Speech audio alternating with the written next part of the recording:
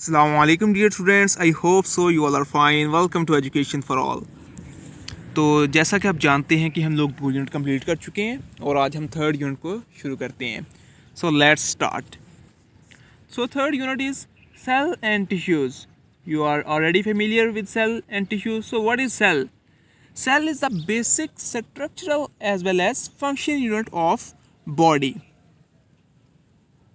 They are grouped together to form tissues and each of which has specialized function.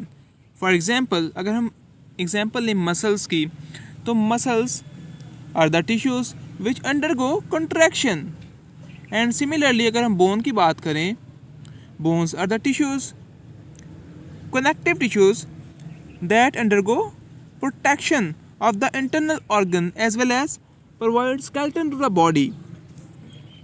Then different tissues combine to form organ and then organs combine to form the organ system और फिर उससे next individual बनता है. ठीक है, like हम कह सकते हैं जी हमारे पास आ जाता है डाइजेस्टिव सिस्टम आ गया हमारे पास. फिर ये मैंने आप लोगों के साथ सेल का एक डायग्राम शो की है, देख लीजिएगा इसमें क्योंकि ये हेल्पफुल होगी आपके लिए. लाइक अगर आपके टेस्ट वगैरह में आ जाता है जी सेल का स्ट्रक्चर ड्रा करें, so that's important to you. और वैसे भी आपको पहले इस चीज़ का इल्म होगा कि इम्पोर्टेंट ऑर्गेनाइजेज इसमें कौन कौन सी हैं. सो नेक्स्ट इज़ ट्रांसपोर्ट के हमारी बॉडी में ट्रांसपोर्ट कैसे हो रही होती है. सो इसका एक सरसरी सा एक आपको रिव्यू दे देता हूँ क्योंकि आप इसे पहले पढ़ चुके हैं. पैसिव ट्रांसपोर्ट और एक्टिव ट्रांसपोर्ट होती है. So what is passive transport? Passive transport basically ऐसे ट्रांसपोर्ट को कहते हैं जिसमें कैलोरीज यूज़ नहीं हो रही होती, एनर्जी यूज़ नहीं हो रही होती. फॉर एग्ज़ाम्पल, आपके पास 2 बर्तन हैं और एक बर्तन जो है वो फुल भरा हुआ है और एक में पानी कम है. तो आप क्या करते हैं, उन दोनों के दरमियान एक पाइप लगा देते हैं.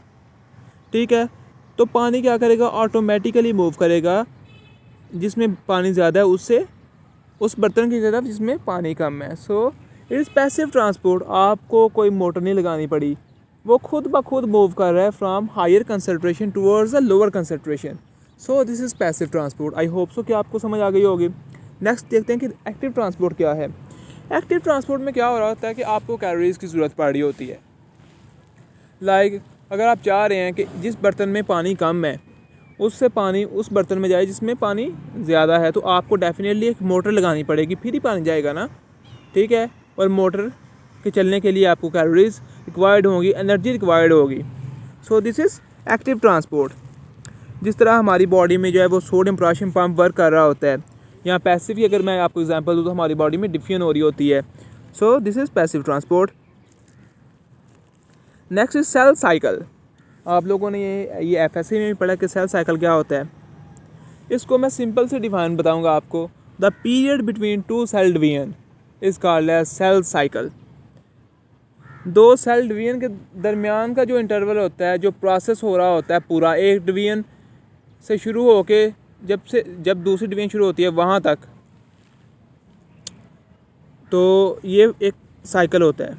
ठीक है, इसकी फेजेस होती हैं. इसको सिंपली क्लासीफाई कर सकते हैं हम लोग 2 फेजेस में, इंटरफेज होती है और माइटोसिस होती है. अब नेक्स्ट इसको देख लेते हैं कि इंटरफेज क्या है, इंटरफेज में कौन कौन सी फेजेस आ रही हैं और क्या क्या प्रोसेस हो रहे होते हैं. इंटरफेज क्या है? Interphase is a longer phase and has 3 different stages. Interphase एक लॉन्ग फेज है और इसकी नेक्स्ट 3 स्टेजेस होती हैं. G1 फेज, S फेज और G2 फेज. G1 को हम लोग कह सकते हैं जी फर्स्ट गैप फेज़ है. S क्या है? जिसमें सिंथेसिस ऑफ DNA हो रही होती है. और G2 क्या है? सेकंड गैप फेज़ है. सो G1 फेज़ में क्या हो रहा होता है, इसमें 2 इंपॉर्टेंट काम हो रहे होते हैं जी.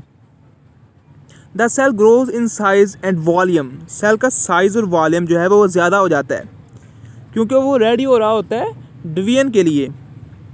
This is usually the longest phase and most variable in length. सबसे लॉन्गेस्ट फेज़ है और वेरिएबल होती है लेंथ में, मतलब कि ज़रूरी नहीं है कि इसका फ़िक्स टाइम होगा, ये वेरी करता रहता है इसका, ठीक है। Sometimes cells do not continue the round of cell cycle but enter a resting phase G naught। तो ऐसा होता है कि ज़रूरी नहीं है कि सेल जो है वो डिवीजन ही करता रहे, बल्कि सेल जी नॉट फेज़ में एंटर हो सकता है और जब ज़रूरत पड़ती है तो जी नॉट फेज़ से फिर निकल के दोबारा सेल डिवीजन शुरू कर लेता है। यहाँ कुछ सेल ऐसे भी हैं जो सारी ज़िंदगी ही इसी फेज़ में रहते हैं। So next move to the S phase. S phase में बहुत ही इंपॉर्टेंट प्रोसेस हो रहा था, वो है सेल जो सिंथेसिस ऑफ डीएनए का, ठीक है। The chromosomes replicate forming two identical copies of DNA, therefore following the S phase the cell now has 92 chromosome. So क्या हो रहा होता है कि जैसे मैंने आपको बताया कि एस फेज़ का जो मोस्ट इंपॉर्टेंट काम है वो है कि सिंथेसिस ऑफ डीएनए। लाइक अगर बॉडी में एक सेल में जो है वो 46 क्रोमोसोम है तो वो रेप्लिकेट कर जाएंगे, डबल हो जाएंगे, 92 हो जाएंगे, और ताकि जब डिवीजन हो तो 46 एक सेल में चले जाएँ और 46 दूसरे सेल में चले जाएँ, ठीक है। नेक्स्ट थर्ड फेज़ हमने देखा कि वो है G2 phase. This is further growth and preparation for cell division. So इसमें भी सेल की जो है वो फर्दर ग्रोथ हो रही होती है और प्रिपरेशन हो रही होती है सेल की डिवीजन के लिए। Next is mitosis. माइटोसिस को कहते हैं जी, mitosis a continuous process involving 4 distinct stages. फिर हमने अभी पढ़ा कि इंटरफेस को देखा हम लोगों ने कि इसमें G1 फेज़ होती है, S फेज़ होती है और G2 फेज़ होती है। अब हम देखेंगे माइटोसिस में क्या हो रहा होता है, ठीक है। माइटोसिस को हमने डिवाइड किया 4 डिस्टिंक्ट स्टेजेस में, प्रोफेज़, मेटाफेज़, एनाफेज़ और टीलोफेज़ में, ठीक है। अब प्रोफेज़ में देख लेते हैं जी क्या होता है। During this phase replicated chromatin becomes tightly coiled. जो इसमें क्रोमाटिन है वो उसकी कॉइलिंग शुरू हो जाती है, ठीक है, वो कॉइल करना शुरू हो जाता है। Each of the 46 chromosome is paired with its copy in a double chromosome unit. जो हमने पहले देखा कि एस फेज़ में, इंटरफेज़ के एस फेज़ में रेप्लिकेशन हो गई। सो क्या होता है कि each of the 46 chromosome is paired with its copy in a double chromosome unit. और 2 क्रोमेटिड्स आपको पता है कि जिस पॉइंट पे जुड़ते हैं उसको सेंट्रोमेयर कहते हैं।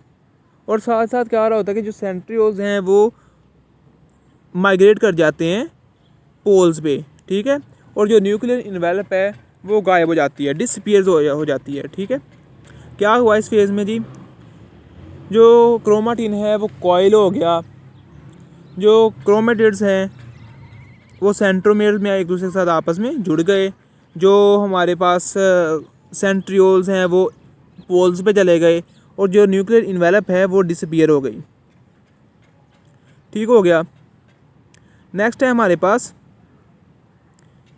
प्रोफेज़ के बाद होगी मेटाफेज़, यानी कि इसमें मेटाफेज़ प्लेट बनेगी जो अलाइन कर जाएंगे सेंटर में। The chromatids align on the centre of the spindle fibres के साथ वो अटैच होके दरमियान में अलाइन कर जाएंगे और मेटाफेज़ प्लेट बना लेंगे, ठीक है।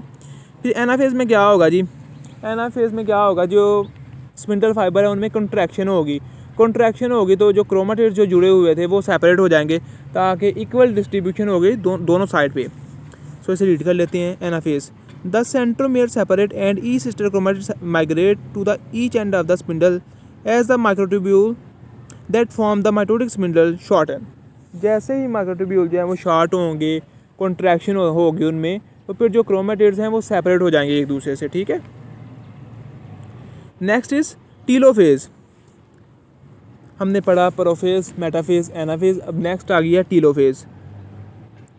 अब इसमें क्या होता है जी, जो माइटोटिक अपरेटस है वो डिसअपीयर हो जाता है, क्रोमोसोम अनकॉइल हो गए थे। जिस तरह हमने प्रोफेज़ में पढ़ा था कि वो उनकी कॉइलिंग हो जाती है, वो विजिबल हो जाते हैं, ठीक है। इसमें दोबारा अनकॉइल हो जाती हैं और जो न्यूक्लियर इन्वेलप गायब हुई थी वो दोबारा इन्वेलप बन जाती है। और फिर उसके बाद क्या होता है जी, लास्ट स्टेप वो होता है साइटोकाइनेसिस।